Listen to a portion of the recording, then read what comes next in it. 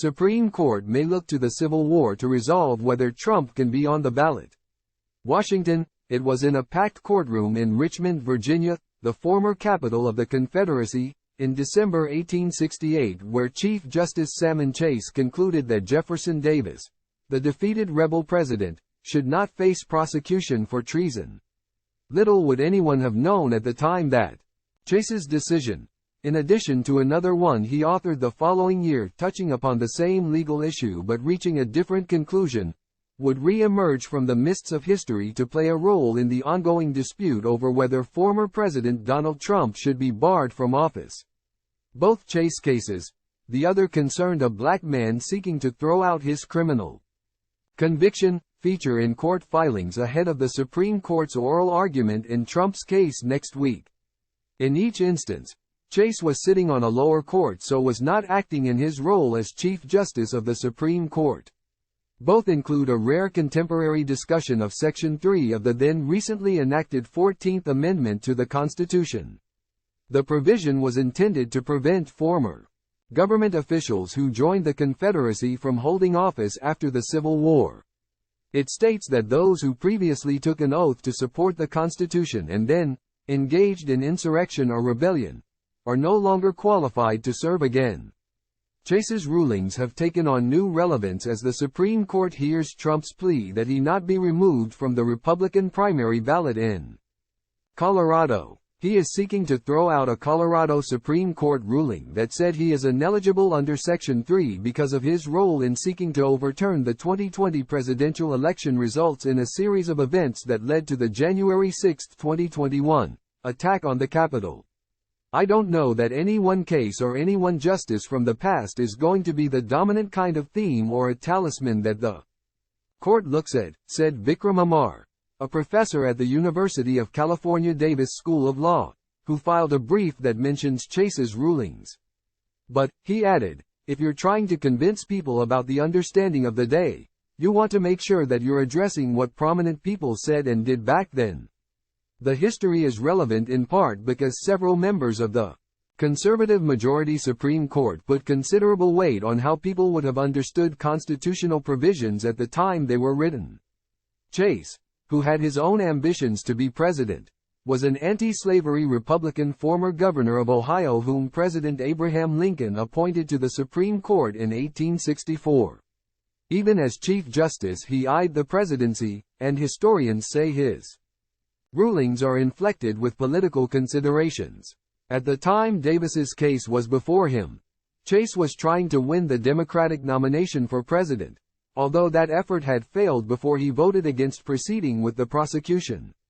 Cynthia Nicoletti, a professor at the University of Virginia School of Law who wrote a book about Davis's prosecution, said in an interview the argument adopted by Chase in the Davis case was a weird one that seems driven by political expediency.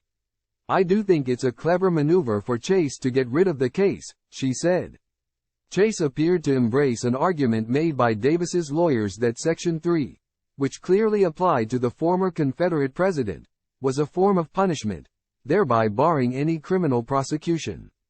The lawyers argued Section 3 was self-executing, meaning that it automatically applied to Davis without the need for Congress to pass any legislation to enforce it. Historians have concluded that Chase himself had suggested privately that Davis's lawyers make that argument.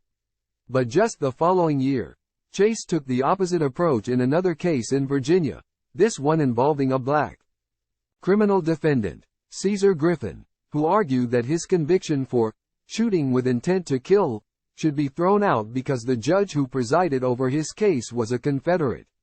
Section 3 applied to the judge because he had previously made an oath to support the Constitution as a member of the Virginia state legislature, Griffin argued.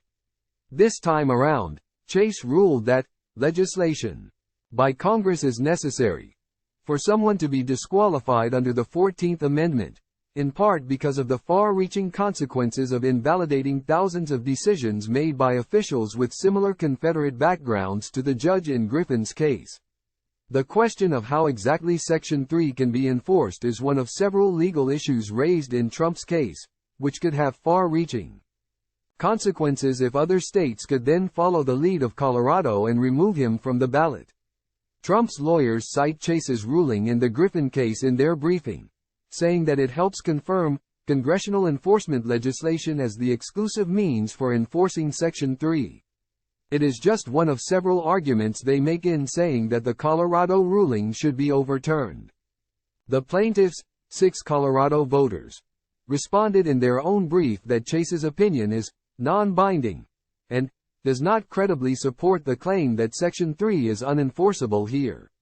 They also pointed out Chase's contradictory position in the Davis case.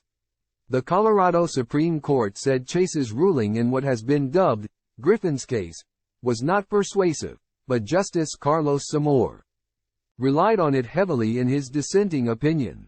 "I consider the holding in Griffin's case compelling," he wrote. Josh Blackman, a professor at South Texas College of Law who filed a brief backing Trump, feels the same way, arguing that the Griffin ruling effectively settles the issue of how Section 3 is enforced. If the Supreme Court is looking for a way to resolve Trump's case without delving into the meaning of insurrection under Section 3, I think Griffin's case is one way of doing it, he said. Chase's vote in the Davis case carries less weight, Blackman added, in part because a full account of the ruling was only published years later. Other legal experts strongly disagree with Blackman's reliance on the Griffin ruling. Chief Justice Chase was not shooting straight when deciding either case that touched upon Section 3. William Bode and Michael Paulson wrote in an influential law review article that argued the provision is self-executing. Ellen Connolly wrote a lengthy article on Davis and Chase when she was studying for a PhD in history at the University of Akron 20 years ago. Like Nicoletti, her work is cited in briefs filed in the Trump case.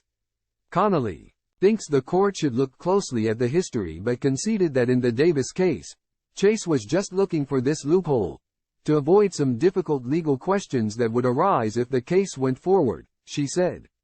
Chase's ruling ended up having little practical impact. He was sitting as part of a 2-judge panel, and the other judge did not believe the prosecution should be quashed. Because of the tie vote, the case under the rules that existed at the time was initially heading toward Chase's own Supreme Court. But then there was another twist. On December 25, 1868, outgoing President Andrew Johnson announced an amnesty that applied to all Confederates, including Davis.